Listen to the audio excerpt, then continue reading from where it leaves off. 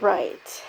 So, a Montana lawmaker was censured for, well, let's just say right out.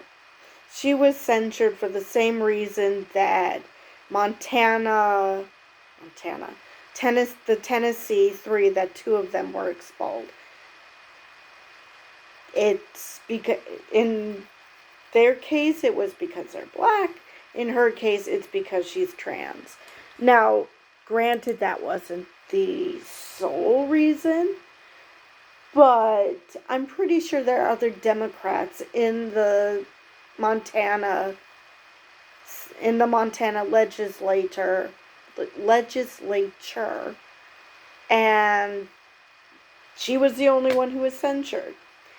So let's get into the article and find out what exactly is happening. Alright, so it's titled, Montana Transgender Lawmaker Barred by GOP from House Floor, which tells you that they have the majority, because otherwise they wouldn't be able to do that. So it begins. Montana Republicans barred transgender lawmaker Zoe Zephyr from the House floor on Wednesday, wielding decorum rules after she rebuked colleagues supporting a ban on gender-affirming care for children and protested their efforts to silence her. The punishment marks the first time in nearly half a century that Montana lawmakers have sought such disciplinary action against one of their own. It caps a week-long standoff between Zephyr and House Republican leaders and formalizes their decision to silence her for saying that those voting in favor of the ban would have blood on their hands. Let me see. If you don't like the truth, if you deep down, if the truth offends you so much that you have to silence someone for speaking it, may I suggest you don't do what would cause this?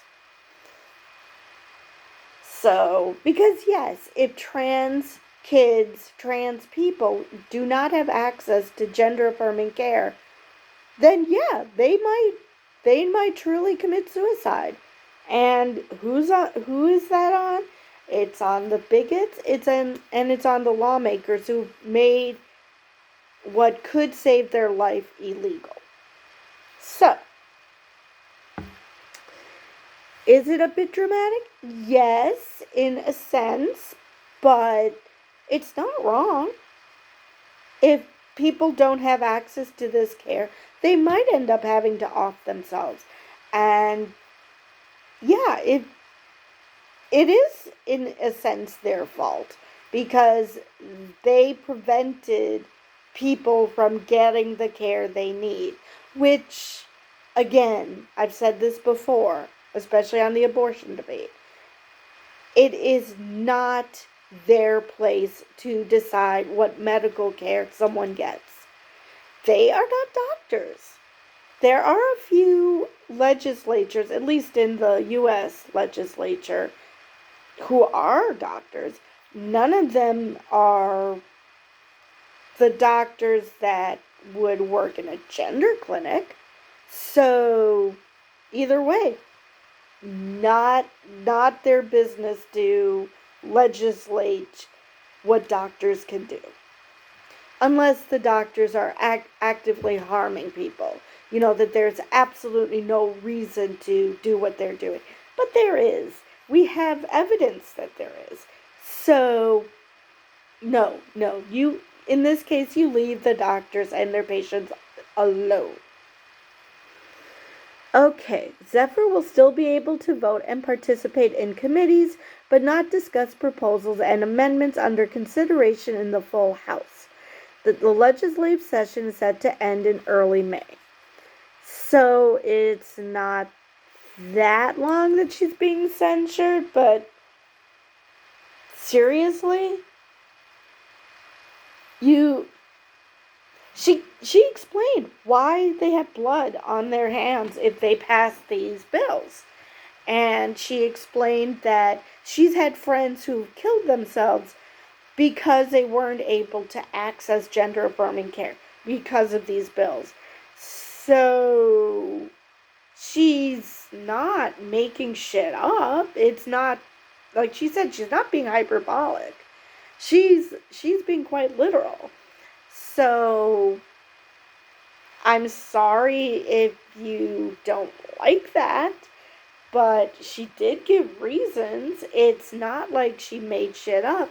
But I guess if you are so convinced that trans people don't actually exist, that what this is some sort of virus or something, that this is not legit in the sense that no one could possibly feel like they were born in the wrong body, I guess then even her explanation wouldn't make sense. But when a trans person is telling you these things, instead of getting your panties in a bunch and censuring her, maybe you should question that maybe she knows something you don't, because, you know, she's gone through this care. She kind of understands what it's like to be trans. It's not like she woke up one day and decided, you know what, I think I'm going to be a woman. Even gender fluid people don't do that. And that's a stronger case. She did not do that. This is something that trans people have lived with since probably before puberty.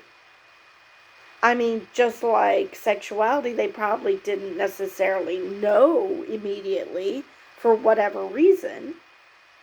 But they, you know, a lot of trans people did know when they were young that they were born in the wrong body. They might have known the term transgender, but they knew how they felt.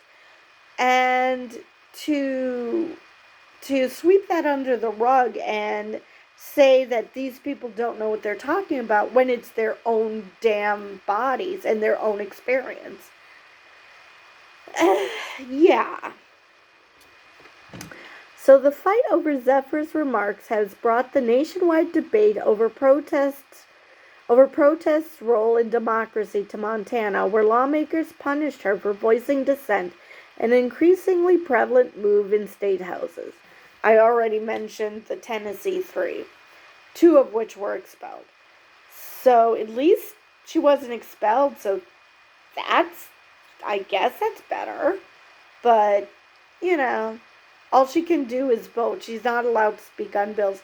Now, I know that Republicans hold the majority, but I don't know if it's a super majority, how many Democrats there are in the House. I don't know. That I do not know. Supporting Zephyr's attempts to regain her voice, protesters interrupted proceedings earlier this week by chanting, "Let her speak," in a boisterous rally that came after they protested outside the Capitol and unfurled a banner that read, "Democracy dies here." After days of rebuffing Zephyr's request to speak, Republican leaders finally granted her the floor to give a statement before they ultimately voted to discipline her Wednesday.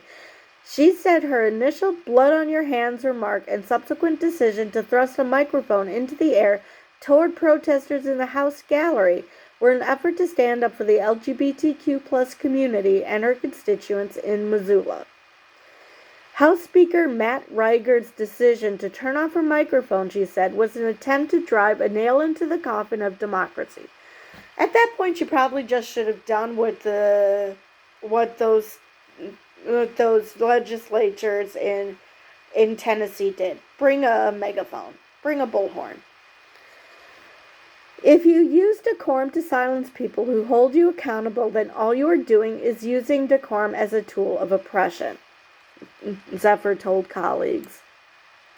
House Republicans who supported barring Zephyr from the floor have accused her of placing lawmakers and staff at risk of harm for disrupting House proceedings and inciting protests in the chamber on Monday. Because protesters are scary, but January 6th were just a tour group. I swear this is what these Republicans would say, even though they were not in January 6th. Because that was the U.S. Congress. However, I'm pretty sure that that's their thing, because it's the people who oppose them. They're the scary ones because protests. Nobody is advocating violence, you dumb fucks. But lawmakers were on the floor Monday when... Oh, wait, I read that.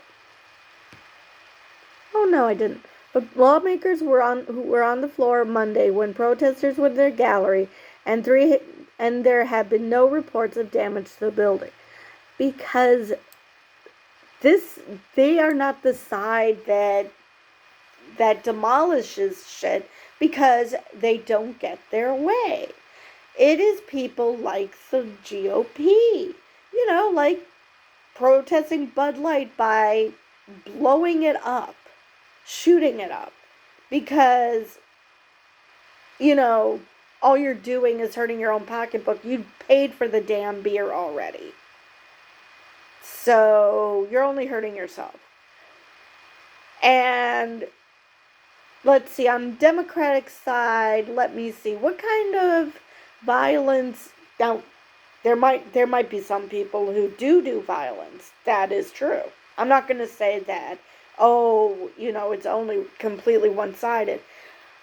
But who's actually advocating violence? Oh, yes, the side that claims things like voter fraud or election fraud and stuff, or, advocating for bills that put minorities in tough spots, and I include women in that.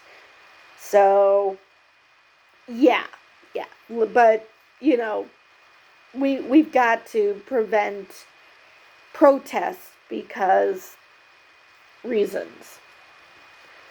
Freedom in this body involves obedience to all the rules of this body, including the rules of decorum, House Majority Leader Sue Vinton said. Yeah, I wish Zoe had, I wish she had examples like, Josh Jones in, he is Josh, isn't he? In Tennessee, examples of people who are currently sitting in the legislature who have violated the rules of decorum, because the way the GOP is working right now, I'm sure she would have examples. Authorities arrested 7 people in the confrontation who Zephyr said were defending democracy. Her opponent said ensuring government can conduct business on behalf of the people without interruption was a critical precedent to set. Really? So, wouldn't the State of the Union be considered part of government business?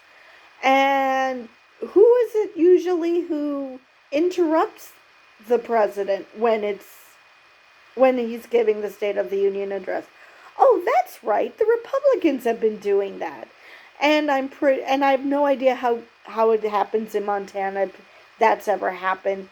I know in Wisconsin, I do not recall that. But still, do not talk about decorum when people in your own party violate that. Because I'm pretty sure these people would find excuses as to why, if Republicans were to do it, it's okay.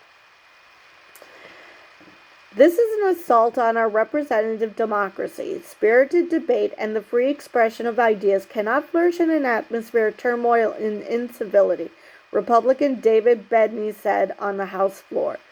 Yeah, you want spirited debate, but when someone says something that hurts your little feelings, let's censure her and prevent her from speaking.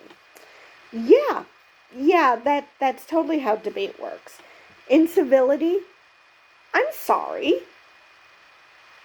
But how is knowing what would happen if trans people cannot get the health care they need, that they might end up killing themselves? How exactly is that incivility? Because she said that there's blood on your hands? Because she implies that there are consequences to these bills? And actually, I wouldn't even call it an implication. She's actually saying that there are consequences to these bills. And that's incivility? Because it's against you? Because, like I said, I'm pretty sure that these same people would not have any problem if Republicans were to be this incivil. Anyway. The episode comes weeks after the two black lawmakers, Tennessee State Reps Justin Jones and Justin Pearson, were expelled from participating in a protest in favor of gun control after another school shooting. Similarly, Zephyr's punishment has ignited a firestorm of debate about governance and who has a voice in an elected body during this politically polarizing time. Come on. I doubt she's the only one who brought up the fact that this is harmful to trans people. I highly doubt she's the only voice. The fact that she happens to be trans speaks volumes, because, like I said, as a trans woman, she knows what trans people go through. She knows why this care is so important. And so it makes sense that she would talk about it, because, what would a trans person know about trans issues? I had a debate about this. Well, I shouldn't call it a debate because he's a dipwad. I had a debate with someone on Twitter about this topic. After I said sarcastically, what would a trans person know about trans issues?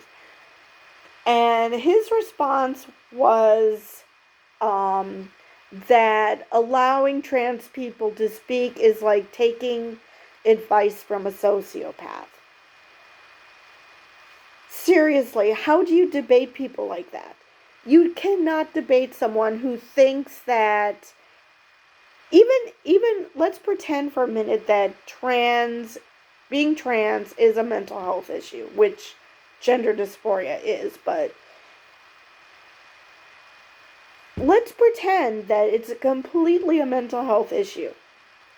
And number one, that does not make them sociopaths. You don't have the slightest clue what a sociopath is.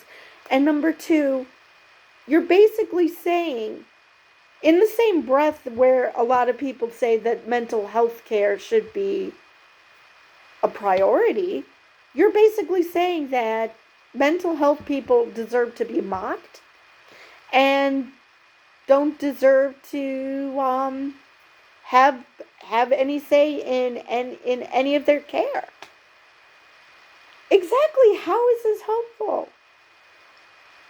Even if this was an issue of mental health, it still shows what a gigantic piece of shit these people are. Okay. Post-expulsion, the fate of the two Tennessee lawmakers were sent to their county commissioners, which swiftly voted to reinstate them.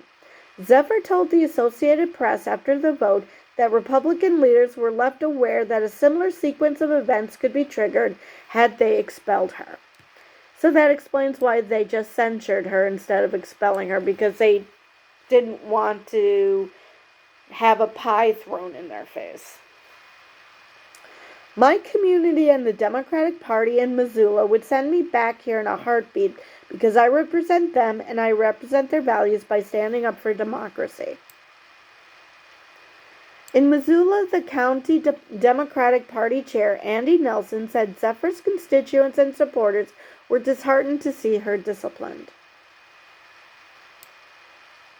What it comes down to is the silencing of not just Representative Zephyr, but the 11,000 people she serves, he said after the decision. The punishment comes 2 days after protesters later packed into the gallery at the State House and brought House proceedings to a halt, chanting, "Let her speak," as Zephyr lifted her microphone toward them. 7 subsequent arrests galvanized her supporters and those saying Zephyr's actions constitute an unacceptable attack on civil discourse. And, guess what? It's their right. You made a gallery. What did you expect was going to happen in that gallery? People come, people watch, and people are going to let their voices be heard when injustice happens. And I'm sorry that you can't handle that you are no longer able to walk on all over whomever you want, but that's just the way it is. You can't do that anymore. If you do something like this, you will get called out deservedly. The far-right Montana Freedom Caucus, which had pushed for Zephyr to be censured, said in a statement that her actions in support of the protesters were nothing more than an ego trip. Oh, the projection. The caucus again on Wednesday deliberately misgendered Zephyr by using incorrect pronouns when referring to her. Of course they did, because they have to show in every way possible what horrible pieces of shit they are. How hard is it to use her preferred pronouns? I realize I have that problem with certain non-binary people. I did a couple videos dealing with Ezra Miller where I kept referring to them as him or he because, Ezra is a very male name and they present as male. So, yeah, it's hard for me to remember to refer to them as they. It's something I'm working on, but I don't do it intentionally. These people are intentionally misgendering her because reasons. Because they've decided that they know science better than actual biologists. I'm sorry, no. She goes by she, her pronouns. It's not that hard. She goes by Zoe. Zoe is a very typical female name. Now, I fail to see the problem here. She presents as a woman. She uses she, her pronouns. She has a typical woman name. I fail to see why this is hard. Unless being an asshole is the point. Because you've decided that you know better than science who happens to be what gender. It's not hard. It really is not that hard. He claimed Zephyr gave a signal to her supporters just before Monday's session was disrupted. He declined to say what that was other than a strange movement. Oh, I'm sure it was a figment of your imagination because, come on. You're just desperate for a reason, an excuse to justify what you did. It's just,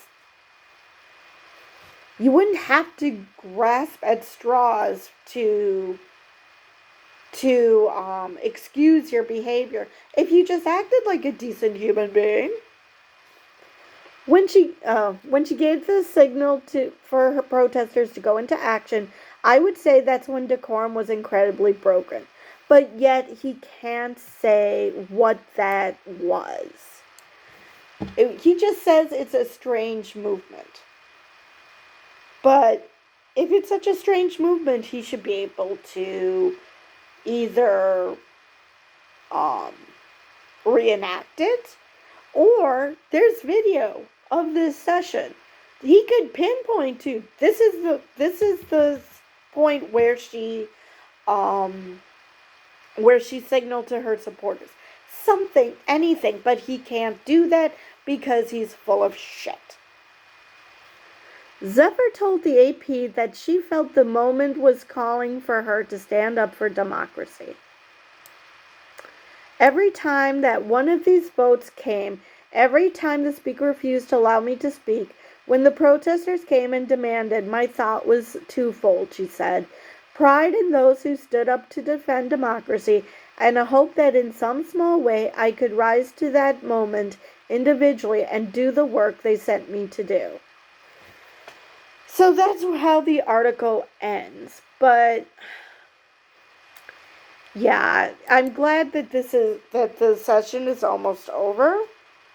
But it's just maddening how it's the Republicans who are coming up with all sorts of reasons to prevent Democrats from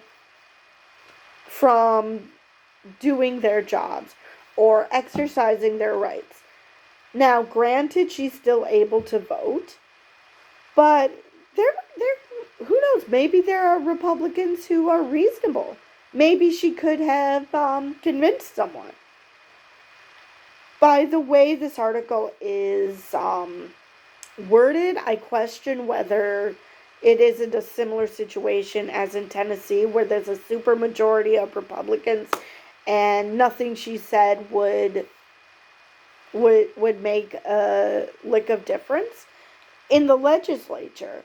But at least she would be able to have her words on record, so other people, her constituents, other Montanans, other people across the U.S. would know where she stands on issues, right, without just the vote, and her reasoning for why she makes the decisions she does, as opposed to having to go back and, I don't know, do down halls or something to explain why she did what she did, because all of that would be a matter of public record. And her voice is being stymied because Republicans are too chicken shit to let her voice be heard, so she can basically take their reasoning for doing certain horrible things and making them look stupid. So, yeah, I'm glad that it's only like 2 weeks left. However, I really, really hope this bites Montana lawmakers in the ass, and the ones who wanted to censure her. I hope they're up for re-election, and I hope they get their asses handed to them, because this is not acceptable.